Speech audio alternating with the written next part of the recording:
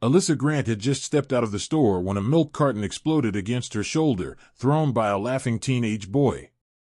Before she could react, 3 more boys surrounded her, phones raised, shouting, "Look, we caught a black trespasser." One kicked her cart over, groceries spilling across the ground.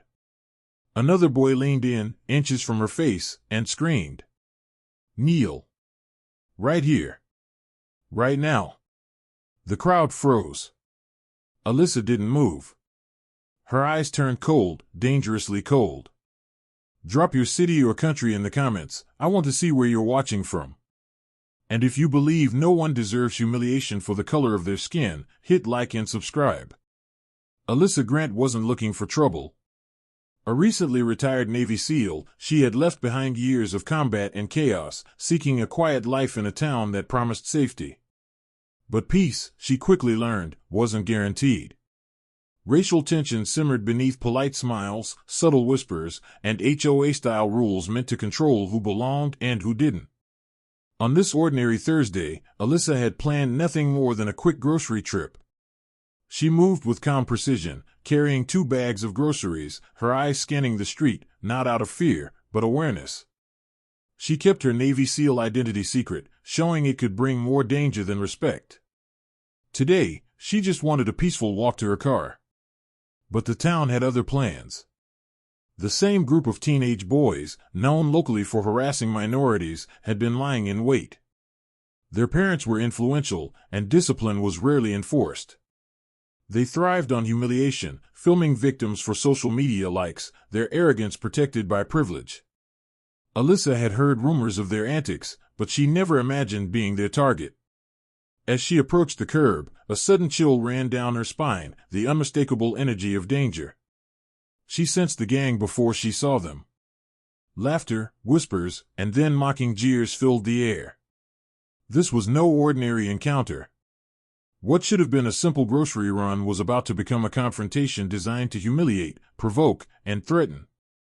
Alyssa tightened her grip on the bags, her jaw firm, her mind already calculating every move. Today, someone wanted to break her peace. But little did they know, Alyssa was not just any woman. The boys' leader stepped forward, smirking, phone raised. One false move could ignite chaos, or reveal the power hiding behind calm. The gang closed in, circling Alyssa like predators, their smirks fueled by entitlement. One boy kicked her spilled groceries, sending cans rolling across the pavement. "What, scared?" he sneered, nudging her shoulder. Phones pointed at her, ready to capture every reaction. The crowd of onlookers murmured nervously, sensing trouble, but no one stepped in. Alyssa took a calm breath, her hands tight on the grocery bags. Her voice stayed measured, almost soft. "Step back," she warned. "This isn't worth it." "Worth it?" Another boy laughed, leaning closer. "You don't belong here, lady. You think you can just walk around like this?" Before she could respond, a local security guard, Mr. Pike, arrived, tall, imposing, siding immediately with the boys. "You need to calm down, lady," he barked, placing himself between Alyssa and the street. "Touch these boys, and you're going to jail."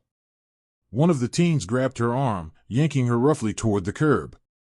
Alyssa froze for a fraction of a second, eyes narrowing, weighing her next move. The crowd gasped. The boys jeered louder. "Never fought anyone, huh?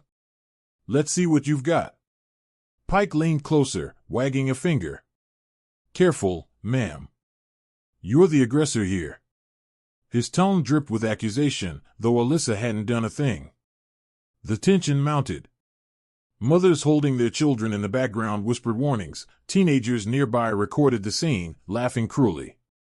The street seemed to shrink around Alyssa, each mocking word and shove escalating the pressure. Alyssa's calm silence became her shield. She didn't flinch, didn't shout back. Her military training dictated restraint, but every muscle readied for a controlled response.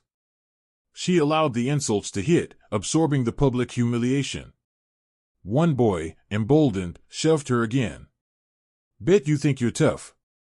Bet you cry in private like the rest." A flash of anger threatened to surface, but Alyssa held it.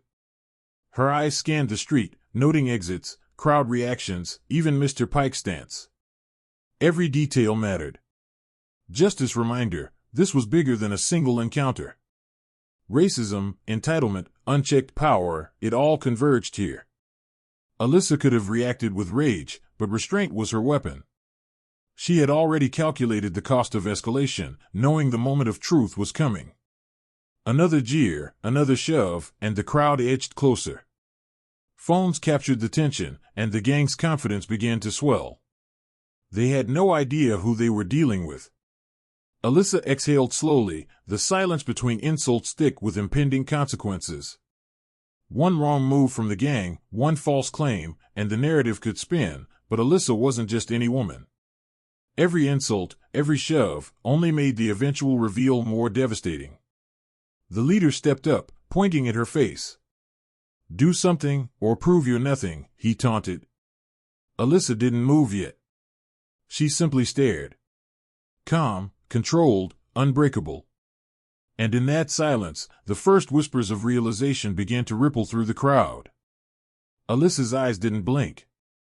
The gang's laughter, their smug confidence, the whispers of the crowd, all seemed to fade around her. Then, in a measured, almost imperceptible movement, she shifted. In seconds, the boy gripping her arm was gently but firmly disarmed, sent stumbling back onto the pavement. The crowd gasped. Shock rippled like electricity. Phones wobbled in startled hands. "Wait, she's trained," a bystander whispered, pointing. Mr. Pike, the security guard, froze mid-step. His face drained of color as Alyssa calmly blocked his attempt to intervene, moving with precision that spoke of years of discipline. "Step back," she said, her tone low, dangerous, yet controlled. The gang tried to regain their swagger, but Alyssa's calm dominance was undeniable. Their smirks faltered. Laughter turned to stammering disbelief. Then she pulled out her Navy SEAL ID, holding it for everyone to see. Murmurs exploded into gasps. Phones no longer recorded mockery, they captured awe. "You were warned," Alyssa said quietly, her voice slicing through the chaos. "I always warn first." The gang leader, red-faced, tried to shout, to justify himself, but the words died in his throat. The public humiliation was complete. They had attempted to terrorize a black woman, and now, everyone watching realized how utterly outmatched they were.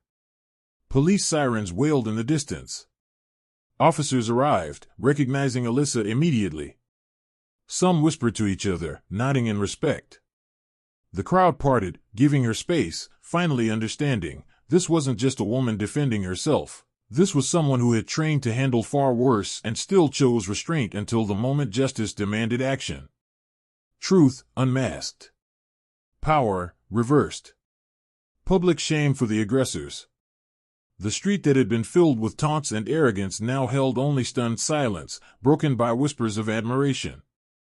Alyssa stood, calm, collected, a single figure of authority in a sea of chaos. Justice had arrived, and the lesson was clear: underestimate her at your peril. The police quickly detained the gang for assault and harassment. Mr. Pike, the so-called protector, was placed on immediate suspension pending investigation. Parents arrived, faces pale, powerless, their son's arrogance shattered in front of the entire street. Alyssa stood calmly, groceries in hand, as officers thanked her for restraint and professionalism. The crowd slowly dispersed, many stopping to whisper admiration, some even taking pictures, not of humiliation, but of a woman who had turned fear into justice. In that moment, the lesson was undeniable: those who seek to harm others based on race, privilege, or entitlement will be held accountable. The cycle of intimidation had been broken, publicly, decisively. Alyssa walked toward her car, every step measured, unshaken. The sun reflected off the street, but her shadow was longer, stronger, more commanding than anyone had expected. Justice had been served, truth revealed, and power reversed. And as she drove away, one thing was certain: anyone who dared underestimate her, or anyone like her, would soon learn that justice finds those who deserve it, no matter how invisible, quiet, or underestimated they may seem.